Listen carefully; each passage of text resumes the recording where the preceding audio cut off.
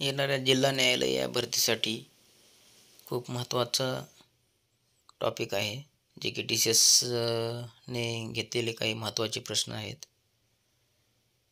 त्यामध्ये मराठी व्याकरण, महाराष्ट्र आणि भारताचा भूगोल, राज्यघटना आणि पंचायत राज, जे की TCS ने घेतलेले आहेत. चला तर मग सुरुवात करूयात. पहिला प्रश्न आहे, मेघदूत ही कविता रिकामी जागा यांनी लिहिली. तर मेघदूत ही कविता कालिदास यांनी लिहिलेली आहे. पुढचा प्रश्न, खालील शब्दाचा लिंग बदला. मुले या शब्दाचं लिंग बदललं तर मुली होईल, म्हणजे पुल्लिंगीच्या स्त्रीलिंगीमध्ये मुलेचं मुली होईल. पुढचा प्रश्न,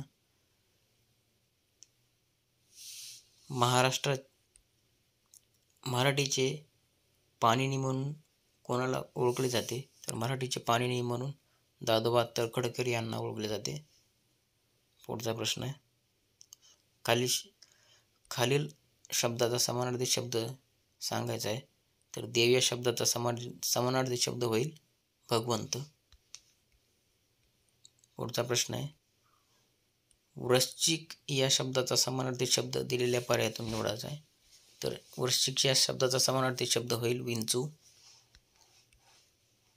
खालील शब्दाचे योग्य अनेकवचनी रूप ओळखा.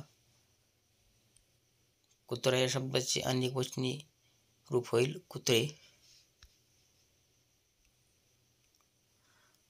पुढचा प्रश्न आहे, कर्मणी प्रयोगात कर्म रिकामी जागा असते. तर कर्मणी प्रयोगात कर्म हे नेहमी प्रथमांत विभक्तीमध्ये असते. पुढचा प्रश्न, नामाबद्दल विशेष माहिती सांगणाऱ्या शब्दाला रिकामी जागा अशी म्हणतात. तर विशेष नाम अशी म्हणतात. विवा शिरवाडकर या साहित्यिकाचे टोपण नाव काय. तर विवा शिरवाडकर या साहित्यिकाचे टोपण नाव कुसुमाग्रज आहे. परात या शब्दाचे अनेकवचन बदला. परात या शब्दाचे अनेकवचन होईल पराती. पुढचा प्रश्न बघूया, बिहाड या शब्दाचा विरुद्धार्थी शब्द शोधा. तर बिहाड या शब्दाचा विरुद्धार्थी शब्द असेल शूर. पुढचा प्रश्न, वाईट काम करणाऱ्याला सतत धास्ती वाटते हा अर्थ व्यक्त करणारी म्हण शोधा. खाई त्याला खवखवे या म्हणीचा अर्थ असेल. पुढचा प्रश्न, मारून टाकणे याचा समानार्थी वाक्प्रचार शोधा. तर मारून टाकणे या शब्दाचा समानार्थी शब्द होईल कंठस्नान घालणे. शमशेर या शब्दाचा समानार्थी शब्द तलवार. पुढचा प्रश्न आहे, खालीलपैकी कोणता किल्ला महाराष्ट्रात नाही आहे.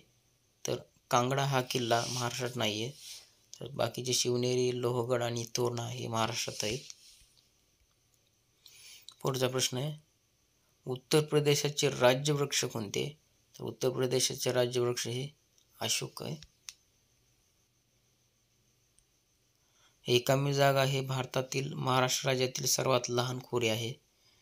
तर नर्मदा खोरे हे महाराष्ट्रातील सर्वात लहान खोरे आहे आणि गोदावरी खोरे हे महाराष्ट्रातील सर्वात मोठे खोरे आहे, हे लक्षात असू द्या. पुढचा प्रश्न, खालीलपैकी कोणते विधान बरोबर आहे ते सांगायचं आहे.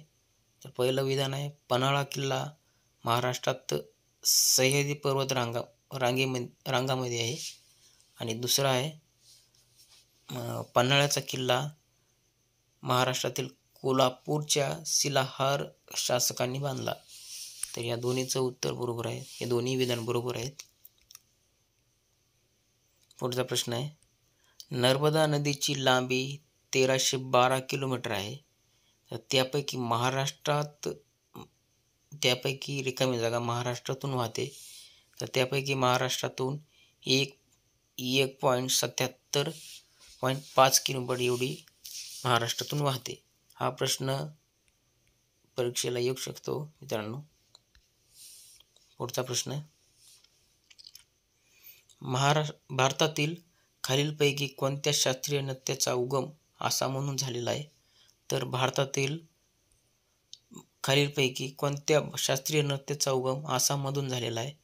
तर सत्रिया या शास्त्रीय नृत्याचा उगम आसाममधून झालेला आहे, सत्रिया या शब्दाचा.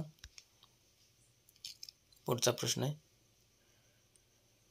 मंडो लोकसंगीत खालीलपैकी कोणत्या राज्याचे केंद्रशासित प्रदेशाचे लोकसंगीत आहे? तर गोवाचे. पुढचा प्रश्न बघूयात, खालीलपैकी कोणत्या राज्याने 1991 ते 2001 च्या दरम्यान संपूर्ण देशात लोकसंख्या वाढीचा दर सर्वात कमी नोंदवला आहे? तर केरळ या राज्याचा दर 1991 ते 2001 या दरम्यान भारत देशातील लोकसंख्या वाढीचा दर नोंदवला आहे. पुढचा प्रश्न, खालीलपैकी कोणते विधान बरोबर आहे ते ओळखायचं आहे? संगीत आणि नृत्य हा आदिवासी संस्कृतीचा अविभाज्य भाग आहे. दुसरा आहे, पांगळी घांगडी हे एक तंतुवाद्य असून ते वारसी भक्ताकडून धार्मिक विधी वेळी वापरले जाते. ज्यांना घांगडी भगत असे म्हटले जाते. तर ह्या दोन्ही विधानं बरोबर आहेत. पुढचा प्रश्न,